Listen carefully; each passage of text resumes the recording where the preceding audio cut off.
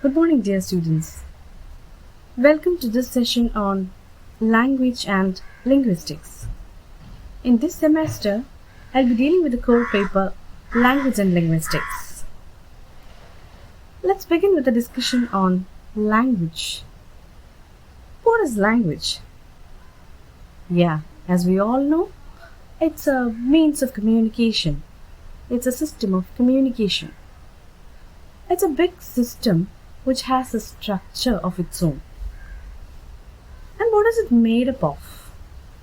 Language is a system which is made up of words and a combination of words into sentences.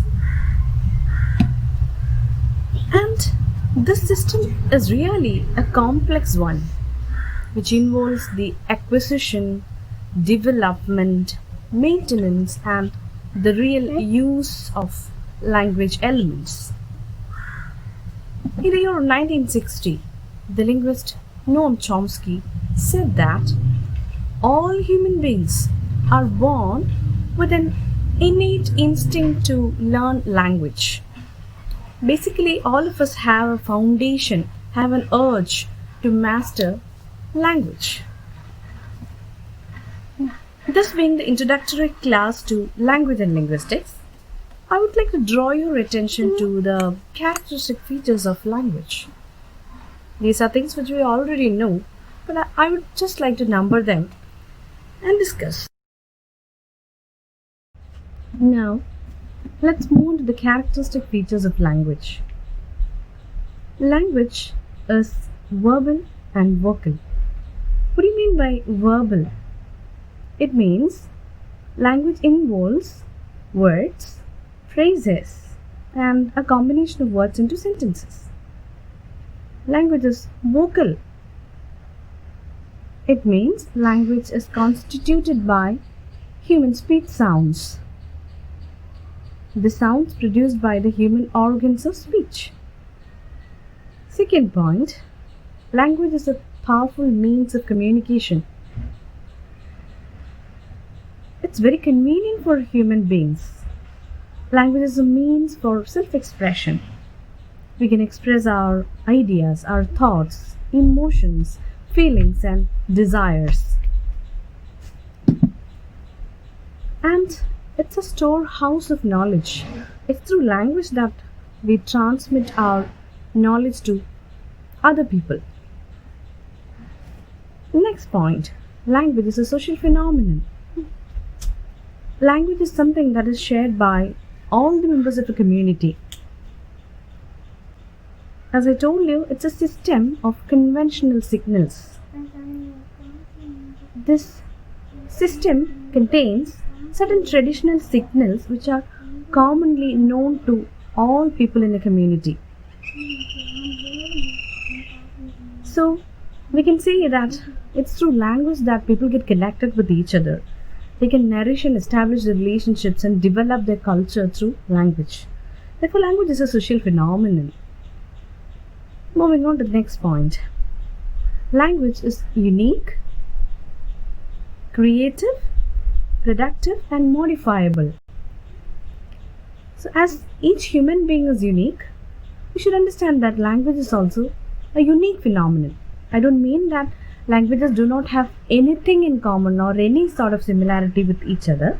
Of course, we know that there are language families and several languages may belong to one single family. Still, each language is unique.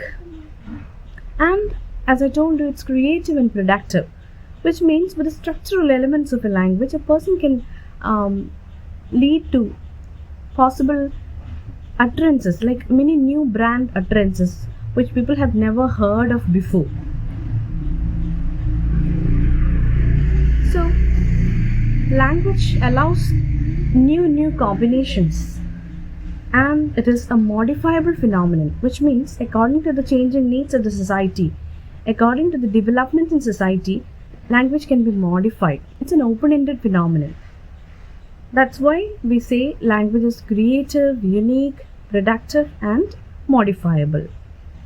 And finally, language is arbitrary. Arbitrariness, which means temporary, talkaligam. So what do you mean by that? Arbitrariness of language. It means words in a language, they really do not have any connection with the meaning that they refer to. A word has two component parts. According to linguists, a word is a sign, and this sign is made up of two component elements. One signifier and the other one is signified. Signifier refers to that written word or the spoken word, and signified refers to the idea behind it. For example, take the word tree. T-R-E-E. If I say tree, my utterance is a signifier. If I write down T-R-E-E, tree, on a sheet of paper, that is a graphic signifier, and it of course denotes a particular concept. But is there any inherent, inseparable connection between this idea and the word tree and the phonic utterance tree? No. From time immemorial, people have been using the word tree to refer to a tree, and it's accepted by people everywhere, and we continue to use the word for the concept tree. This relationship is only a temporary one. It's an arbitrary one. So language is arbitrary. For example, take the word mouse. When we were all children, when you hear the word mouse, the first thing that would come to your mind is a rat. But now when you say mouse, you think of the other one, the part of a system, right? And when you say the word window, formerly people would think of window as a part of a house. But now you hear the word windows and then you think of Microsoft Windows. That means the word has underwent much of semantic transformation. That's why I said a language is arbitrary. So today we have discussed what language is. It's a basic means of communication, and we tried to look into the characteristic features of language as well. I would like to make a recap of my class, just having a close look at the key points. So today we have discussed language and the characteristic features of language. Language is a very powerful system of communication which contains words, phrases, sentences and so on. And all human beings are born with an innate instinct to learn language. Let us move on to the key points of the class. Characteristics of language. Language is verbal and vocal. Vocal means it involves sounds produced by the organs of speech. Verbal, it means it involves words, phrases, sentences and various combinations. Language is a social phenomenon. It is something that is shared by the members of a community, and it helps us to establish relationships and to develop and nourish cultures. Language is a very powerful means of communication.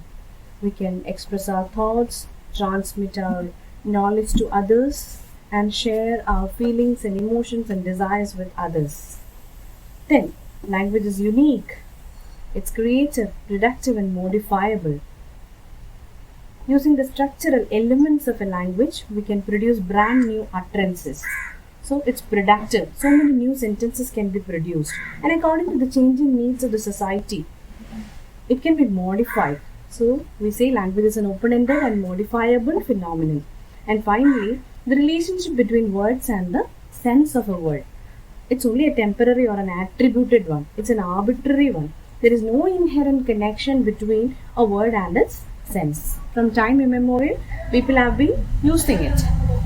So today we came across the basic nature of language and the characteristic features of language.